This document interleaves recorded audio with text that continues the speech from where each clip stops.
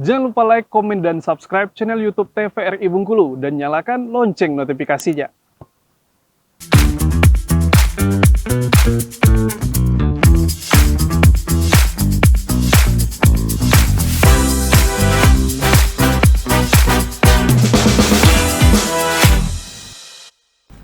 Assalamualaikum warahmatullahi wabarakatuh. Salam jumpa pemirsa TVRI Bengkulu. Jumpa kembali bersama saya Agnes Ramadhani dalam acara Opini Obrolan Pagi ini. Nah, pagi hari ini kita sudah kedatangan narasumber yang mana beliau ini sudah membuka toko kosmetik ya di berbagai daerah yang ada di Kota Bengkulu dan sempat viral juga waktu itu ya. Langsung saja saya sapa, ini dia Mbak Witari Aisyah selaku beauty planner dengan tema kita beauty planner. Hai Mbak. Halo Mbak Agnes. Ini panggilannya siapa nih? Ica aja. Mbak Ica ya. Oke. Mbak Ica ini sebenarnya background pendidikannya emang dari farmasi kedokteran kah bisa sampai buka toko skincare dan ada produknya sendiri bahkan ya? Background pendidikan ya? Coba tebak apa ya? Aku pendidikan bahasa Inggris. Bahasa Inggris Iya. di Unip. Iya, di Unip. Oh, Sebenarnya aku iya. harusnya jadi guru sih. Mestinya. Tapi karena hobi ya. Iya, hobi. Jadi backgroundnya Mungkin kalau pendidikan, iya guru bahasa Inggris. Tapi kalau misalnya background dari kecil, aku memang dengan keluarga yang di dunia bisnis. Jadi kayak yang walaupun pendidikan bahasa Inggris, cuman ya sedikit banyak gitu kan, tahu juga tentang usaha gitu. Makanya nggak kaget banget Oke, waktu bikin bisnis. Berarti memang dari keluarga pembisnis ya semuanya. Alhamdulillahnya iya. Cuma kalau keluarga itu kan bisnisnya bidang jasa ya. Kalau aku kan retail. Cuma Iya, agak beda dikit doang, tapi setidaknya benang merahnya sama kan. Gitu.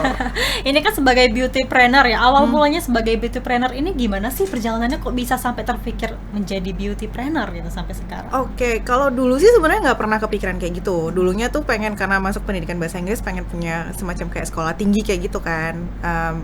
Karena background keluarga tadi jasa pendidikan, makanya kayak pengen ngelanjutin gitu loh dari yang keluarga awalnya kursus, and then aku pengen jadiin itu sekolah kayak gitu kan, sekolah formal atau sekolah tinggi gitu. Makanya masuk ke pendidikan bahasa Inggris. Tapi itu memang dari keinginan pribadi waktu masuk ke jurusan bahasa Inggris. Iya, karena mikirnya kayak kalau misalnya tentang bisnis, aku rasa aku bisa belajar di keluarga, dan banyak lah hal-hal lain langsung jadi kayak practical, economic segala macam gitu bisa lah gitu. Tapi untuk jadi guru tuh bagi aku nggak mudah kayak gitu karena mungkin banyak hal-hal yang harus dipelajari. Makanya aku kuliahnya pendidikan bahasa Inggris waktu itu gitu kan. Karena untuk jadi guru tuh nggak hanya perlu bisa bahasa Inggris, tapi bagaimana tugasnya membuat orang mengerti. Nah itu yang berat kayak gitu. Makanya aku belajar gitu kan. Dan ketika tamat gitu, akhirnya merit dong, nggak lama dari tamat. Ya pokoknya tamat langsung merit kayak gitu kan. Tamat langsung merit. Nah ketika dengan suami itu baru ketemu passion yang baru. Belum tahu sih waktu itu mau bisnis beauty kayak gitu kan. Masih kayak yang coba-coba dulu. Masih kayak terpikir untuk buat sekolah tadi ya? Masih awalnya gitu. Tapi lagi waktu itu seneng.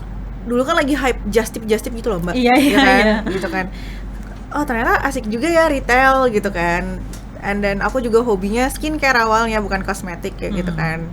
Ya udah akhirnya coba nih dari just tip kayak gitu, taunya rame. Ya udah bikin toko, udah gitu doang sih. Oke, itu waktu itu bikin tokonya di tahun berapa sih?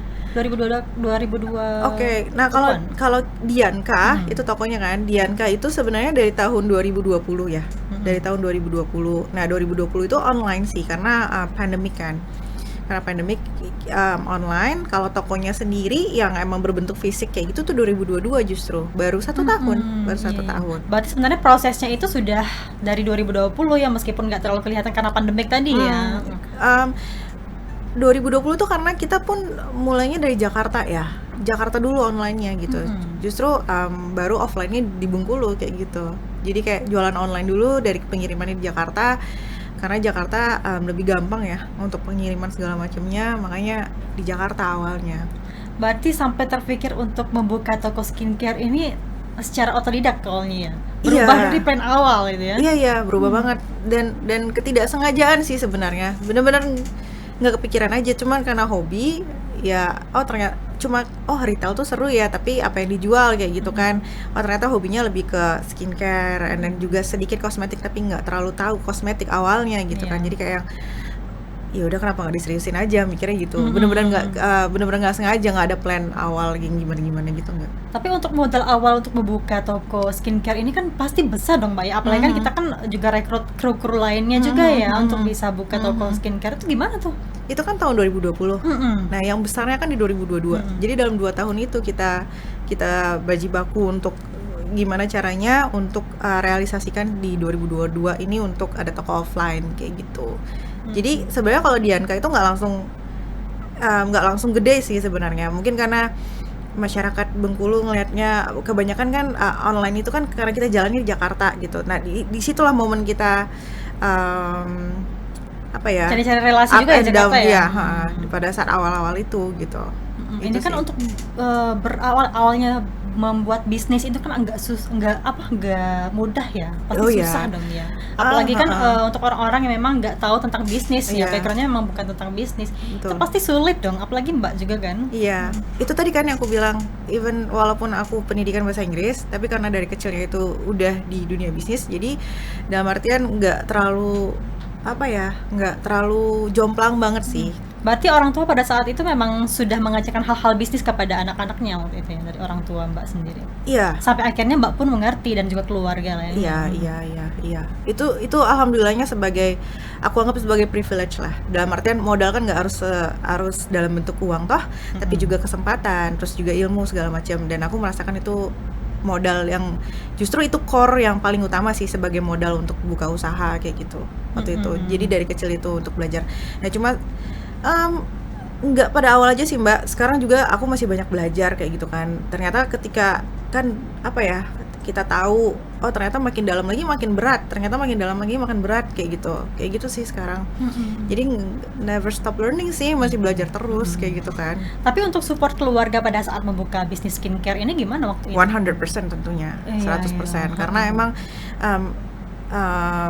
kalau emang itu ketemu dengan passionnya, karena bisnis itu sendiri, karena untungnya tadi kan privilege tadi dari keluarga yang emang ngerti tentang bisnis, mereka tahu orang tua tahu betul usaha itu lebih bagus kalau emang sesuai passionnya kayak gitu kan. Iya. Jadi kayak ya udah nggak apa-apa, as long as you are happy and then you can do it 100% Lakukan, ya ya. udah nggak masalah gitu. Sebenarnya untuk memulai bisnis itu apa sih yang harus diperhatikan awalnya Mbak? Apalagi kan ini harus menarik minat masyarakat ya agar beli di toko kita dan juga dikenal oleh masyarakat Bengkulu tentunya ya kan. Lebih ke capability sih, jadi kemampuan kita itu dulu kayak gitu. Jadi sebelum kita ngomong tentang modal seperti modal dalam bentuk uang kayak segala macam, and then mau buka apa, tapi lebih baik semacam kayak look at into ourselves gitu, kita sanggup apa enggak kayak gitu, kira-kira lebih ke sana sih. Karena jangan ikut tren dalam artian gitu kan. Sometimes oh iya lagi rame nih entrepreneur segala macam, tapi ternyata itu bukan passion kita, atau misalnya memang bukan sesuatu yang bisa kita capable lakukan gitu kan. Lebih baik jangan, kalau menurut aku itu. Jadi sebelum dari semuanya yang kita lakukan, mau buka apa segala macam, tapi lebih baik look into ourselves first sih kayak gitu, ke diri Berarti kita sendiri. sanggup atau enggak ya dari diri kita sendiri. Karena kalau gitu udah kan. mulai nggak ada Kata berhenti ya. nggak ada kata berhenti, atau misalnya putar balik tuh nggak ada, lo harus terus aja gitu. And kalau misalnya udah mulai kan mulai nih, and then barulah ke modal gitu kan, itu kan harus tanggung jawab kayak gitu, nggak bisa berhenti. Ini kan sebenarnya toko skincare dan juga kosmetik itu kan banyak ya di Bengkulu ya. Iya. Tapi yang buat beda dari toko skincare Mbak ini sendiri dari segi apanya? Mungkin banyak promonya kah atau memang dari sana lebih lengkap kah atau gimana gitu? Kalau alhamdulillahnya ya, sebenarnya mungkin kalau buat beda itu emang kita tanamin kayak yang produk-produk kita tuh hanya yang update and recommended. Jadi kita nggak semua produk bisa masuk ke Dianka kayak gitu. Semacam ada kayak filter, karena bukan maksud untuk ini semacam kayak so eksklusif. Justru kita harus eksklusif supaya yang kita tawarkan ke customer itu memang yang udah kita pilih, and then customer feel safe. Aku sih ngerasanya di sana ya. Kayak kebanyakan customer kita tanya kenapa datang ke Dianka, karena mereka sendiri udah nggak khawatir gitu loh. Oh ini udah pasti hasil filteran tim Dianka kayak gitu. Oke, Mbak, kita akan jeda sejenak, nanti akan kita bahas lagi terkait dengan tema kita Beautypreneur. Pemirsa, kami akan kembali setelah jeda pariwara berikut ini. Tetap bersama kami dalam acara Opini Obrolan Pagi ini.